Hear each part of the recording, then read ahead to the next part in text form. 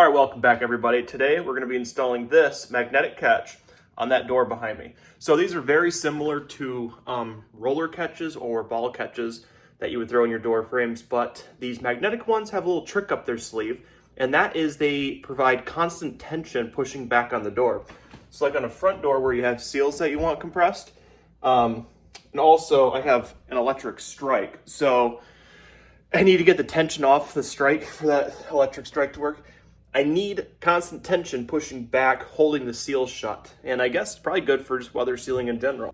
Looking at the contents of the package, we have, of course, I'll use this one as an example, the magnet, which is like got a little cage around it. So it goes in the wall. They're neodymium, so I got them pretty far apart. These things are extremely strong. On this one, there's actually different power adjustment shims, they call them. There's 3 of them. So you can shim this away from the wall and get the magnets closer together. The package says up to 3/64 7". These are just little covers that you can stick on when you're done to make them look pretty. Screws, and there's actually 4 of these. I left them in the other room. They're little dampers, so if you were putting this on a door without a seal, you could put these on and it would stop the door from slamming as hard. Also, I should mention that there is another version of these which has like round magnets that you'd put on like closet doors. This is just the extra heavy duty one, and I wanted all the strength in the world for my electric strike.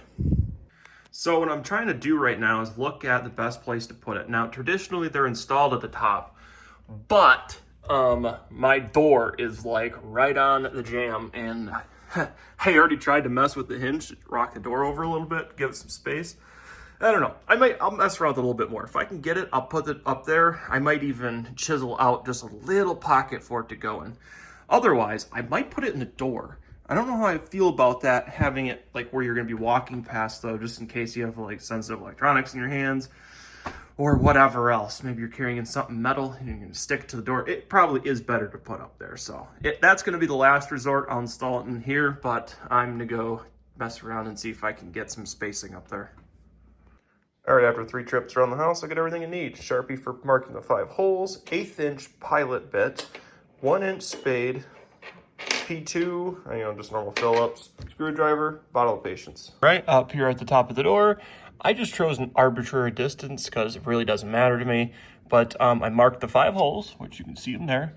And now I'm going to take the door off the hinges because I have a really low ceiling and I don't have a bit stubby enough to fit my drill to get it in between here. So, I'm not really sure how deep to drill the pilot holes, and that bit was so dull it couldn't have put a hole in butter. So I just got little nubs in there, and I'm going to try. I got one of those, that spade's a spiral tip, so that's either going to work with me or against me, but at least I have an indexing location for it. I now know why you put the pilots in deeper, and that's so you can figure out where they go once you do this portion of it. But if I shove the gauge in, I'm a little below it. I don't think it really matters, though. All right, I realized I was going to the wrong side of the pilot. It sits on that ledge there, so the door is going to come up to here. But anyways, there are the 5 drilled. It's a decent slot, so we'll see if it fits. Not perfectly straight, but I'd say that's pretty good. I'm going to go ahead and put the sticker on there, and then I'm going to throw the door back on. Bada boom. And now, with what I learned from doing that, I'm going to go get a new pilot bit.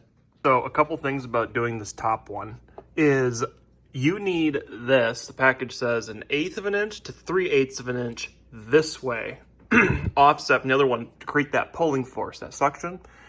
And I was doing some testing with them. It does seem like 3/8 inch has the most pull. So what I'm gonna do is measure the door, probably with handy dandy calipers. I'm gonna measure with the door sitting where I want it to.